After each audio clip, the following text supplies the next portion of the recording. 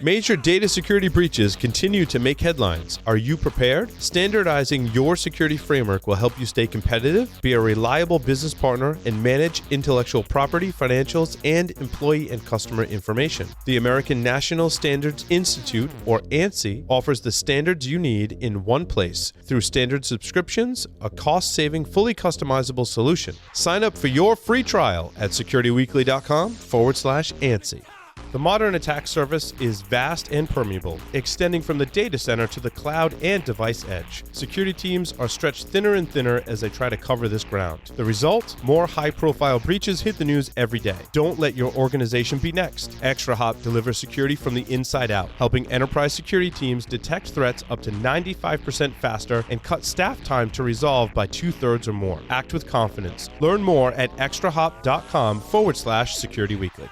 Let the team at Black Hills Information Security test your defenses. With over 10 years of experience in penetration testing, red teaming, and threat hunting, the testers at Black Hills will help you find the holes in your security before the bad guys do. The team at Black Hills cares about educating and sharing their knowledge by creating countless blogs, open source tools, and webcasts for you to learn more about the tradecraft of pen testing and red teaming. Visit securityweekly.com/BHIS to join their mailing list and view the latest blogs and webcasts from Black Hills Information Security.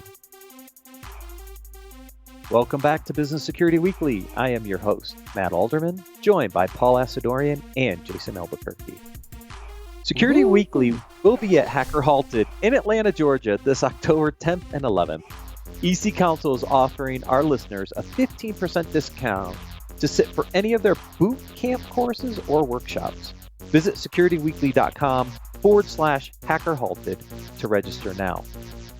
Also, register for our upcoming webcasts with Domain Tools, SaltStack, Viavi, and ISC Squared by going to securityweekly.com/webcasts. If you have missed any of our previously recorded webcasts, you can find them in our on-demand library at securityweekly.com/on-demand. All right, gentlemen, let's get to some articles. Let's do it. Can we talk? Right, are we talking about this Wall Street Journal one first? Yes, the like CEOs share their advice. This was my favorite article that you guys have posted in a long time. That's a good one. It's a good one. It's right up this way up there. Well, I got a contender coming up next, though. Yeah, there's a contender coming up next. Okay. Fair enough. The two biggies that stuck out for me on this one, which I liked. Number one was about your boss, right? And look, you got to love who you're working for at the end of the day. The ability to get along with your boss, to like your boss, will help you in your career way more than anything else. I mean, it's something that I've been a lot more picky about, Paul, you included, in my career, right? Is I want to work for people that I like working with, and I want people I respect and want to work for. The second one, which was a similar hint, is when you're going through the interview process, interview your boss at the same interview who your future boss is going to be, interview people that work for him or her, people that formerly work for him or her, to really understand, is this the kind of person you want to work for? Those two are really related, but those two hit home really hard for me because these are things I've really focused on the later part of my career. Yeah. Well, and the quote comes from Barbara Corcoran, and the article is basically the unconventional career advice for many CEOs, Barbara being one of them. And I can just hear her voice because I watch a lot of Shark Tank. And she says, every time I had a great boss, I excelled beyond my wildest expectations. And every time I had a clunker, I hated my job. Right. And, I mean, she just summed it up so nicely. It's so true. Now, she says, make sure you like them early in your career. At any stage in your career, this applies. Make sure that you like your boss, which is hard because sometimes you don't get to know your boss enough until 6 months have passed, which is kind of like my magic time. Right. Where you're going to know whether or not you're happy working for that person or not. It doesn't mean you're dissatisfied with the company, but and we've all seen it in our careers and many of us listening, right? Your happiness at a job is primarily driven by how good of a relationship you have with your boss and how good at leadership and management your boss is. That's the key, right? It's being a true leader. Yeah. And we talk about it. I mean, it's having that selfless leader who wants to put your success above. Ooh, look out. You got to burn yourself. Right in my Danger leg. in shorts. But I mean, having a leader who's got that selfless mentality, right? And they put their success below your success, right? They want to make sure they're helping you excel and get you to the next phase. Is huge. Some of the interesting things for me was seeing the dynamics between responses and CEOs, right? There were some CEOs who were like, it's okay to go jump around jobs every 6 to 8 months and just, get out there and kind of feel what the industry is like. And then you have some like Laura Alber from, Williams Sonoma, who's like, be committed. Right? Be committed. Show that you're committed. If you're interviewing to an executive within your organization, show that you have that level of commitment to the organization. So that kind of that those polar opposite dynamics between the way certain CEOs run their organizations was kind of interesting to me, seeing those different answers. Yeah, I think in today's job market, depending on the industry, it's perfectly acceptable. I think the old adage was that it was going to hurt you if you did job hopping. Right. But in cybersecurity, as an example, nature of the beast. That's not even a factor because there's so many job openings and so many great opportunities that the person may go from opportunity to opportunity. They'll go to the better. The next one was better for them at that stage. A lot of factors. I think for either side of the interview, just having a very frank conversation about job history is the way to go. If you've hopped around, be able to explain that and be honest, And if you hopped around for the sake of hopping around, say, look, I hopped around for the sake of hopping around. I realized it was a mistake, and I'm looking to find a home. Or it could be a strength, right? If I'm sitting in front of someone and I'm interviewing them, and they said to me, I hopped around jobs because I wanted to get as much experience as I probably could across different verticals or different industries or whatever the case may be. I look at that as a benefit. I mean, you're sitting there trying to learn from all these different industries or all these different roles that you're playing. I think that could be a good thing. It can be a negative too, and I don't know what the magic science is behind it of going, probably not the best fit because they're hopping around. But that certainly, I've gotten that sense in some interviews in the past, and I don't know, it's just a gut feeling, I guess. Yeah, and I mean, one of the CEOs even said, I think, to kind of figure out where you want to be, right? And so by changing jobs often, you're also trying to figure out what is it you want to do, where do you want to be, which ties into this awesome podcast with Simon Sinek on finding your why and successful failures, right? I recommend, I listened to this whole thing. There's some stuff at the end. They're gauging some stuff separately from Simon's actual interview, which is only, I think it's like 12 or 14 minutes. It's not that long, actually. But anybody who's seen the Golden Circle, his TED Talk, the issues he had with his microphone. But what really struck me in this podcast, Jason, because I think I tagged this podcast, was why he does what he does. Exactly. He talks a little bit about his past and being frustrated. He knew what and how. He knew what he was doing. He knew how to do it, but he really didn't understand why. He wasn't happy. He was very frustrated. And he's, his whole passion now is to help other people find their why. And he talks specifically about this concept of follow your passion, follow your dreams. It's like, it's a bunch of hooey.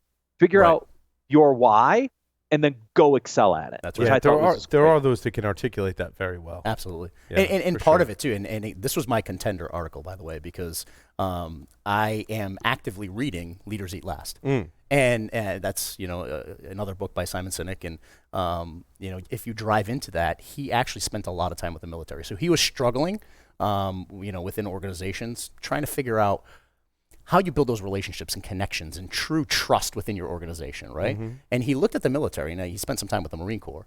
How do they build this insane amount of trust with each other, right? Yeah. I mean, you literally have groups of people who may not necessarily completely get along from, personality perspective, it may not jive, but they're willing to lay down their lives for them in the heat of the moment when things are going down, willing to give that ultimate sacrifice. So he actually started studying what it takes, right, to build that level of trust. And he sat down with General Kelly, and, he had a blunt conversation and said, why are the Marines the best at what they do and have the strongest relationships? And he said, leaders eat last. And that's, I get it. I mean, there's a little bit, you can take it as a symbolic gesture, but in the Marine Corps, that's a literal thing.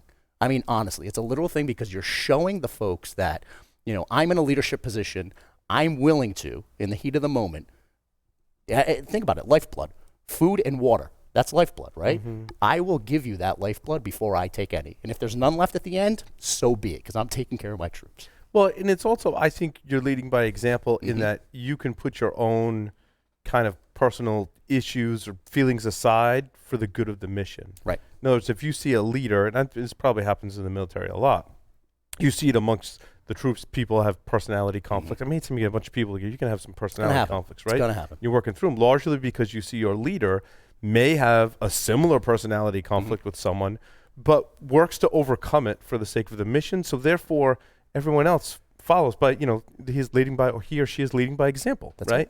And I think that's really telling. I love and there was an article that talked about this culture of, being able to disagree and hash it out, but at the end of the day, you're all going down the same path. And Good to Great highlights, some of that as well. And I just think that's why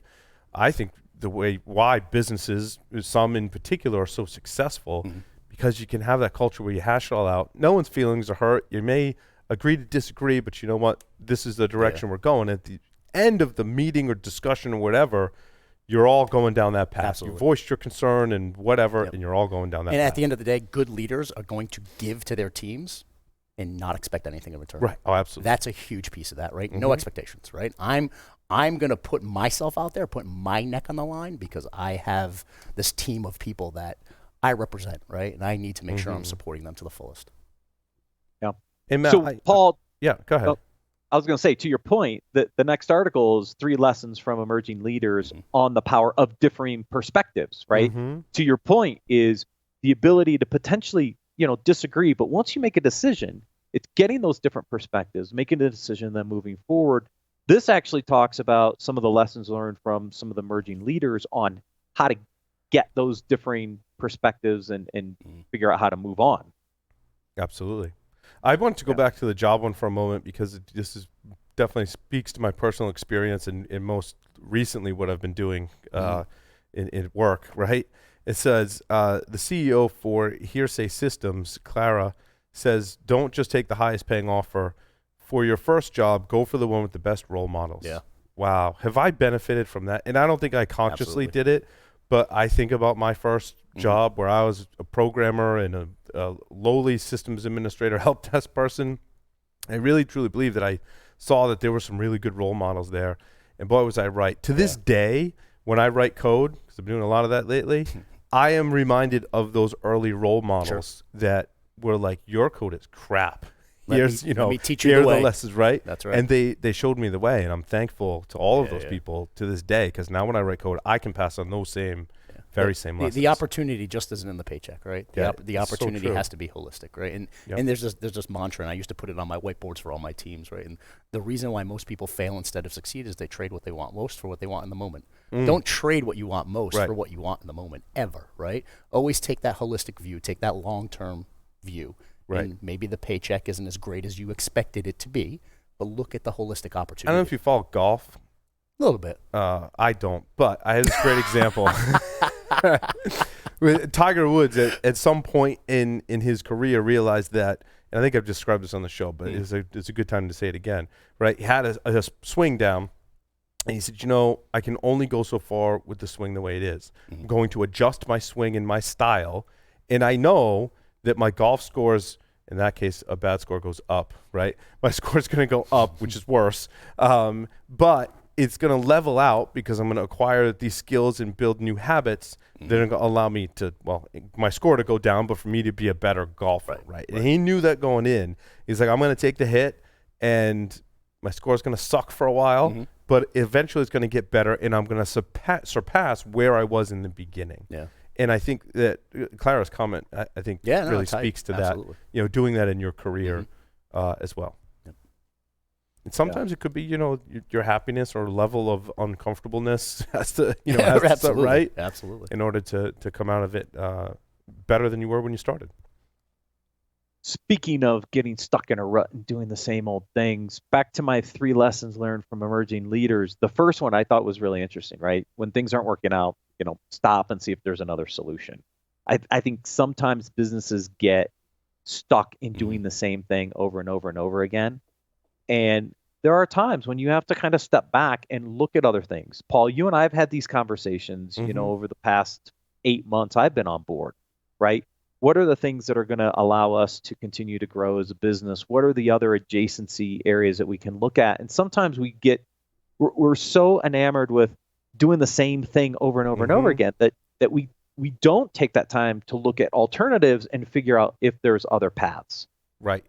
I'm glad you mentioned stepping back for bettering of the future. Yeah. Because we need, anyway. It's a precursor to a conversation you and I have to have. Yeah, I mean, one of the keys here was, once you've seen the situation through a different lens, right? Yes. You can accelerate results and those success drivers. But, I mean, the other lens is, and it points it out here, look at it from self, look at it from the other person, and think about it from like a third-party observer who may not necessarily be, in the relationship or in this initiative with you. Kind of take that wide outside look. We've done that recently with a couple of things, right? We've stepped outside of the perspective and gone, all right, so what is it that our listeners really want? What is it that our customers really want? What are we doing today to fulfill those needs? Okay, it's not horrible, like we're doing good, but like when we really look at what the demands are, the needs and wants are of our customers, listeners, same, similar buckets, right? Yep. We're there to serve them. How would we adjust, right? And so we try and pluck out those goals and then go, all right, how can we do that better? Right. To make everyone have a better experience, our customers and our listeners, using Security Weekly as an example, right? And that's, I think, something businesses need to do all the time. Absolutely, absolutely. Look at the outcomes that you want to drive for your clients, your partners, right? All of those folks that you have relationships with, that you're trying to build those partnerships with. Right, and that leads into number 2 a little bit, Paul. Right, is that minor change in perspective and approach, kind of, making that pivot can change the situation and change the results. These are things we constantly look at ourselves. Is we've done things a certain way for a period of time. Is that the way it's going to work in the future? Do we need to kind of make some pivots in a couple things and look for better results down the road? And these are things that businesses have to do. It's good because we're going to do that with our software. The exact same thing you just described, Matt. Lovely. I can't wait to see how that fits in the budget. No, it's with existing resources. So for our listeners, we have Jack, who's here as a programmer and developer, and it's just been all. We have more resources now, Matt, so we can do things like that and not have it impact the timeline, which is fantastic. Outstanding. Fantastic. Because we really want to improve the user experience for not only our listeners, which is one side of our equation, but also for our partners and sponsors on the other side of the equation, right? We want to make that experience better on both sides. We have software that does a lot on the publishing side that we want to continue to improve as part of the website redesign I've been working on over the past quarter and some of the things we're doing there. But I also want to make it easier for our partners as they come on to Security Weekly, getting a better experience, the metrics, all the other things that we know we want to do and be more proactive about. Absolutely. And our audience, our other user base is the actual employees here, all of us, all of our hosts. Like everyone is interfacing with this software, which it makes it a lot of fun. But back to the articles, right?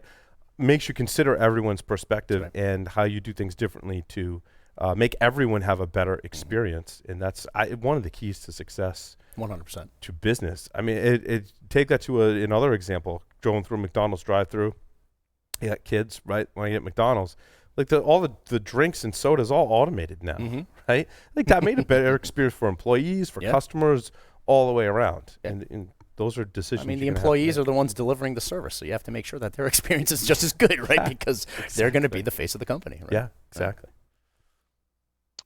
Yeah, the second Wall Street article I brought in quickly, talks about some techniques to asking better questions, right? And as we think about the previous article, looking at different opinions, sometimes that means we have to think about how to ask better questions and spend the time asking questions and getting those answers back so that we can assimilate that data as part of, and it also brings into account these different perspectives, right?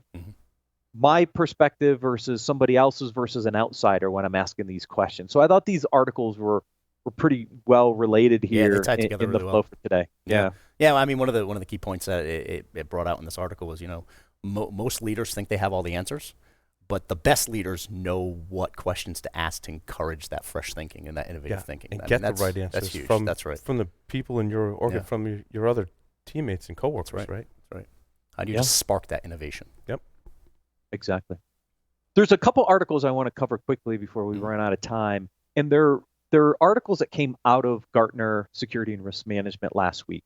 I was in Florida, so obviously not there.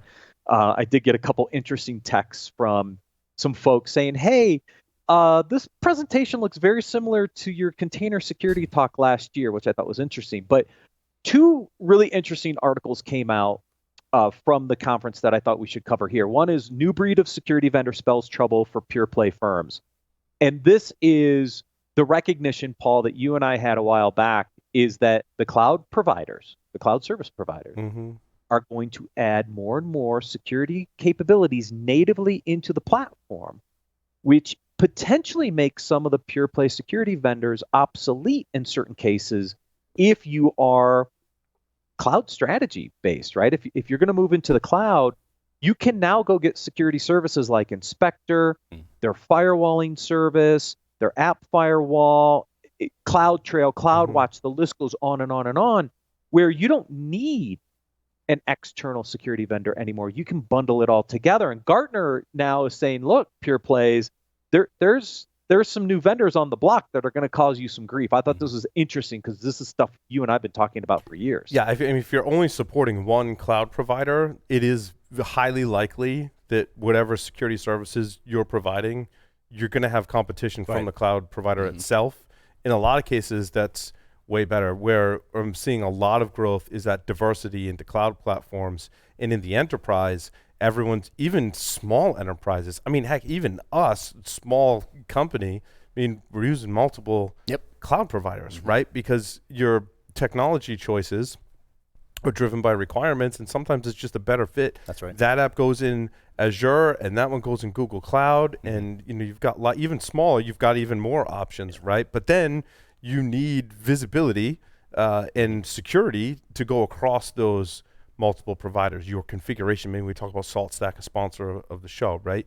You need to apply the same configuration standards, right? You also need to apply the same authentication standards. So, and some of the cloud providers do have interoperability. Azure is a very, they're very much liking the way that, or accepting of integrations into their cloud. But your mileage is going to vary. If you're using more than one cloud provider, you're going to need someone to aggregate that, and that's going to grow. Exactly, and I think that's one of the points that I wanted to talk about. Is it's not about the raw vulnerability collection potentially. It's not about the raw endpoint information. It might be somebody has to bring all that data across disparate organizations, right? I've got on-prem solutions, I have cloud, maybe multi-cloud. What's going to happen is somebody has to be able to bring all that data together, aggregate it, dedupe it, et cetera, to allow people to prioritize activities across a diverse environment. But it's going to be interesting. The cloud providers, in my opinion, are going to add more and more of these capabilities, which is going to put pressure on some of the traditional vendors, and they're going to have to up their game and figure out how to play across a very diverse environment. 100%. They're stepping up their game, so everybody else is going to have to as well. Exactly. The second article, and we talk a lot about the security labor market. This came out again from Gartner Security and Risk Management last week, is fear, uncertainty, and doubt in the security labor market. And it's basically going, look, guys, we've been peddling this FUD for a while, but part of this is on us. We don't do a good job of clearly articulating job titles, what skills we want, what are the requirements for the job. Stop making certifications and degrees mandatory. I mean, this is a really good article on the problem we've kind of created for ourselves in not clearly articulating what kind of skills, what kind of roles are we looking for, and we need to do a better job, and we'll actually solve some of the shortage ourselves. Yeah, I completely agree. And, I think a lot of it doesn't scale, right? Because I'm kind of at the point where if I sit down and have conversations with people, I get a really good understanding if they're a good fit or not, right? But you try and scale that out, like, the right people need to have the right conversation in the interview process. and make it less of a process and more just sit down and have a conversation, right? That doesn't really scale. So we need to be, like Matt said, better about defining requirements that actually make sense, so we can get the right pool of people to come in and potentially have those conversations. We need to know the skills that we need, right? Yeah, as a hiring agency, I mean, Right. it said in the article, almost half of organizations struggle to find the talent because they don't know what they need. And that's a problem. Right. And then it's a balancing act of, if you make it too generic, you get too many applicants to weed through and process. And if you make it too narrow, you don't get enough people. And I think we're in the too narrow kind of definite, or just not understanding the requirements, right? It's kind of a third bucket. Yeah. So Exactly. Gentlemen, always a pleasure. I want to thank everyone for joining us, and we'll see you next week on Business Security Weekly.